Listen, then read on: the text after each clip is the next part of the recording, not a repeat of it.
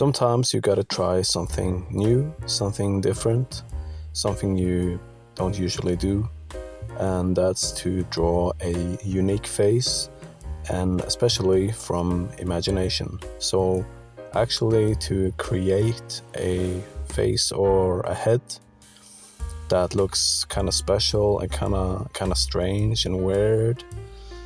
So I'm gonna do that today, and I think I will have I know it looks like a vase, but actually it's a skull, a head with a candle on top. I actually did this, I think it was a couple of months ago, and I made a short video out of it.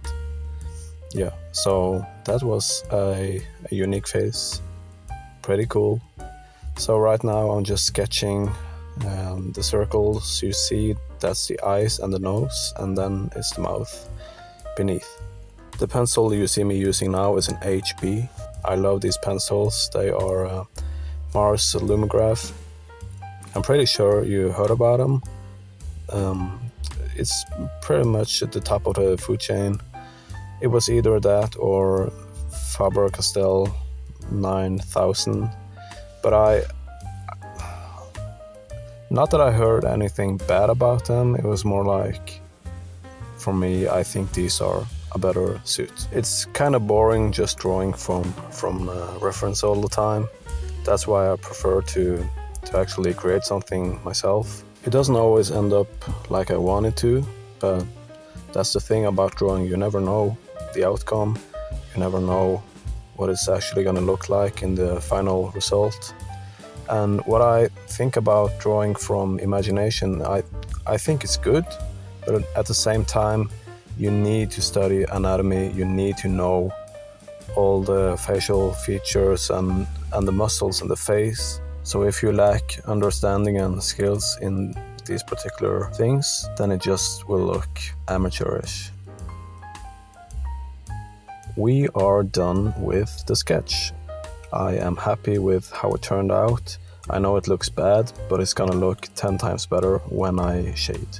And that's what we're gonna do now. I am using an HB pencil again. I'm using this for the whole face, everything, every single thing.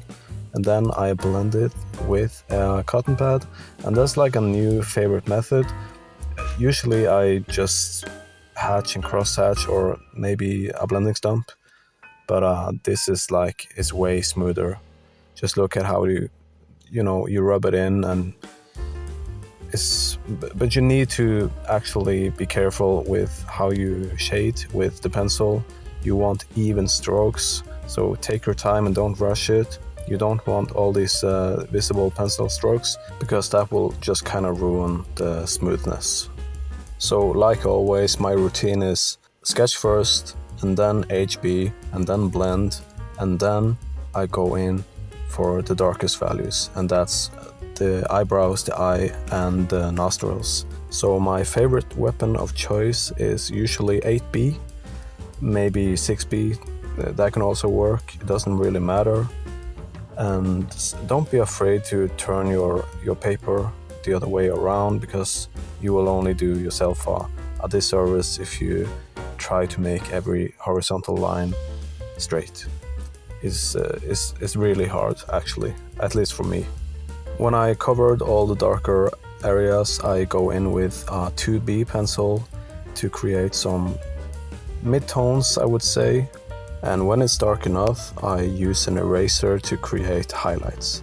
And it's just beautiful how it turns out. And don't forget to sharpen your pencil. It's really important to keep the tip sharp. You need to get in the tooth of the paper so it actually sticks, and it you know all these ugly white spots. That's what you get when you don't have a sharp pencil. From here on, it's just layer after layer. You just darken where it needs to be dark and keep it lighter on the lighter tones. If it needs to be really, really light, you can always use an eraser like I did, or you can just leave it. So just make sure that you want this depth and realism.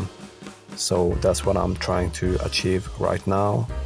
I have, set up like a light source in my mind, like where is the shadows and where are the lights hitting, and I'm trying my best to capture that. So right now I'm just thinking how strange this man looks.